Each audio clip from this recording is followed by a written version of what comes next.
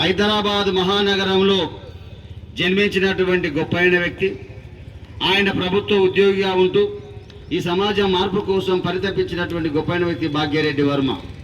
భాగ్యరెడ్డి వర్మ పేరింటనే జగన్మిత్ర మండలి, మన్యవార్ సంఘ్, ఆది ఆంధ్ర మహాసభ హైదరాబాద్ మహానగరంలో 36 పాఠశాలలు ఏర్పాటు చేసినటువంటి గొప్పైన వ్యక్తిగా మనకు గుర్తొస్తారు. కాబట్టి ఈరోజు భాగ్యరెడ్డి వర్మ గారి యొక్క కార్యక్రమాన్ని నిర్వహిస్తున్నాం. ఇటు కార్యక్రమాన్ని ఉద్దేశించి కవి పండితుడు బూరోజు గిరిరాజాను మాట్లాడవలసిగా సాధారణంగా విజ్ఞప్తి చేస్తున్నాం.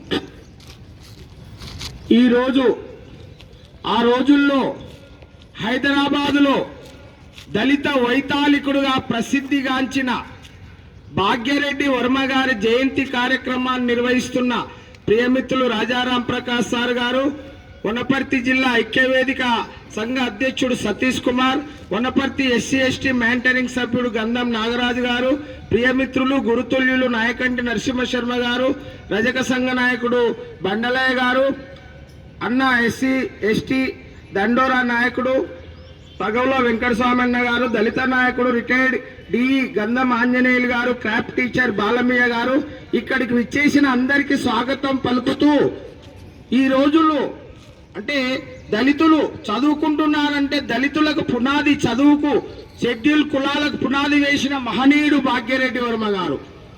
అందుకే ఆయనను దళిత వైతాళికుడు అంటారు. ఆ రోజుల్లో స్వాతంత్రానికి పూర్వమే ఆయన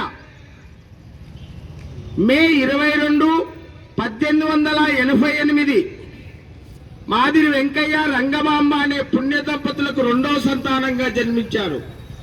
వారిది మొత్తం 5 మంది సంతానం, అందులో ఆయన ద్వితీయ సంతానం. ఇతడి ఇంటి దగ్గరే ఒక గురువు ద్వారా విద్యను అభ్యసించాడు. ఆ విద్యను అభ్యసిస్తున్న కాలంలో ఆ రోజు ఒక గురువైన శివగురువు అంటే శివమత స్థాపకుడైన గురువు గారు వీళ్ళ ఇంటికి వచ్చి, అతని పేరు బాగయ్య, అతని తెలివితేటలకు మెచ్చి ఆ రోజుల్లో ఆయనకు అంటే రెడ్డి అంటే రేడు, ఆధిపత్య కులాలే పరిపాలన కాదు, ఆది ఆంధ్రులే ఈ దేశంలో మొదటి పరిపాలకులు. ఈ ఆధిపత్య కులాలు ఆర్య సమాజ ఇటువంటి ఆర్యులంతా మధ్య ఆసియా నుంచి వచ్చిన వాళ్ళని ఇతనికి రెడ్డి అని బిరుదిస్తాడు. ఆ రోజు నుంచి భాగ్యరెడ్డిగా మారిపోతాడు.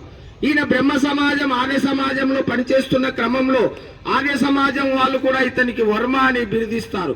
ఈ విధంగా బాగయ్యకు రెడ్డి వర్మతో పూర్తిగా భాగ్యరెడ్డి వర్మ అనే పేరు సార్థకమైంది.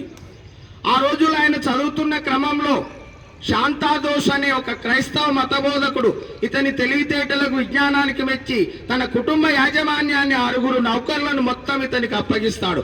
అక్కడ కొంతకాలం పనిచేస్తాడు. తర్వాత విద్యుత్ శాఖలో వైర్ మ్యాన్ గా పనిచేస్తాడు.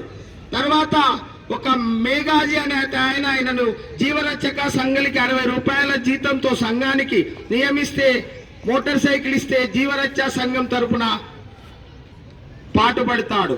జగన్మిత్ర మండలి, జగన్నాటక మండలి, సంఘ సంస్కార మండలి, అహింసా సమాజం ఇలాంటి సమాజాలను స్థాపించి హైదరాబాద్ లో సంఘ సంస్కరణకు పూర్చుకున్న మహనీయుడు.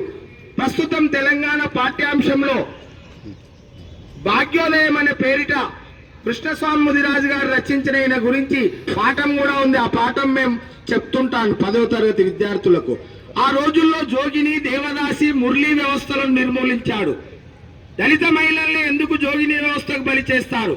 ఆధిపత్య కులాల మూఢాచారం, ఆ మహిళను అనుభవించాలని దేవుడిపేట పెళ్లి చేసి వీళ్ళు అనుభవించేవాళ్ళు.